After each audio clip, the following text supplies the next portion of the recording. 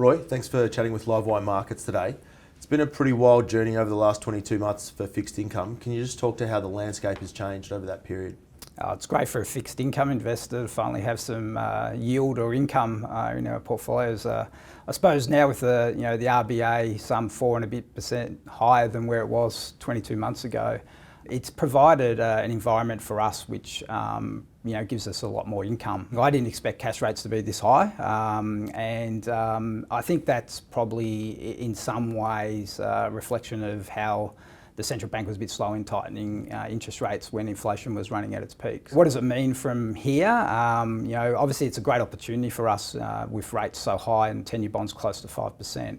So we think looking forward in the cycle, it's sort of going to be a period where it's going to be a trade-off between inflation, employment, and how much central banks can ease interest rates. If you believe it's higher for longer, which is sort of the case that we think it is, then it's going to be really hard for central banks to actually cut rates as aggressively as what probably the economy and consumers are hoping for. Roy, are you concerned at all about default rates? And if you are, how do you manage that risk? As a credit investor, you're always worried about default rates. I really find it hard that we can have such an aggressive tightening cycle in the US and in Australia without sort of, defaults occurring. In some ways, the amount of income we have in fixed income offsets that a little bit, but I think it's inevitable that we'll see some sort of default cycle. That'll be in areas, probably in the US, but at home, there's no doubt the property market is where people would point to where there's probably stress going to be, commercial property. But also any business that's highly levered, whether you're levered 5 or 6 times, higher rates and the impact of higher interest payments is quite significant, on especially companies if their business models haven't been tested through time. So how are we thinking about that? We're probably running the highest credit quality in our portfolios today.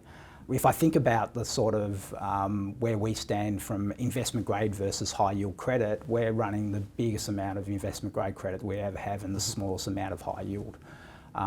We don't need to take a lot of risk to generate really quality returns today. Right, just a follow-up question there, and it's not on the sheet, so forgive me, just bear with me. Just in a practical sense, what red flags do you guys look for when you're assessing credit? Like something comes across your desk, it's an opportunity. What's the thing that stands out where you say, oh no, we're not going to touch that one? For us, first thing is get paid for risk. Yep. So we're happy to take risk and we'll assess it. So first of all is get paid for it, right? Because you don't want to take risk and not get paid for it. The second thing I would say is, sometimes people look to leverage and how much leverage in a business. Leverage is fine sometimes, right? But it's about cash flow and your ability to actually generate cash flow to meet the company's commitments. And the moment you're not generating that cash flow, it starts to put stress onto the business. Roy, what are the biggest opportunities and risks in the fixed income market right now? What are some of the things that you're actually adding to the portfolio? The good thing is there's plenty. That's the most exciting thing. Look, we think I was talking about getting paid for risk. So we think there's probably 2 areas: the RMBS market, which is the mortgage-backed security market. We think that's at a really attractive space that we're investing in at the moment. Employment's really strong.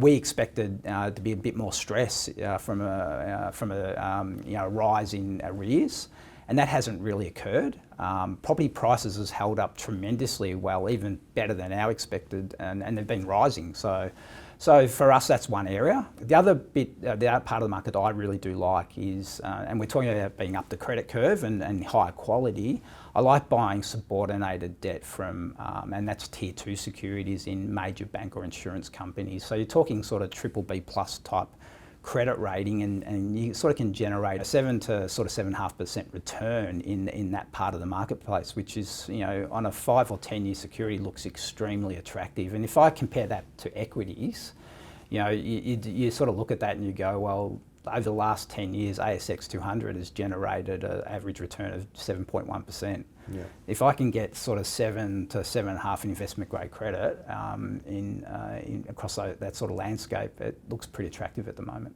Roy, just one other follow-up question there. Is there any worries about concentration risk? Because if you're looking at the RMBS market as well as the banks, obviously the banks leverage heavily off lending to property investors and for property. how do you manage that concentration risk? Yeah, so it's sort of horses for courses in some ways. So we manage many funds, and so where we're sort of overweight RMBS is where we don't have a lot of exposure to the banking sector, and where we do have a lot of exposure to the bank sector, and major banks and regionals in particular, we don't have RMBS in that fund. So you're right, the two are sort of pretty correlated and exposed to the same risk profile. So you've got to be very mindful not doubling up on your risk there.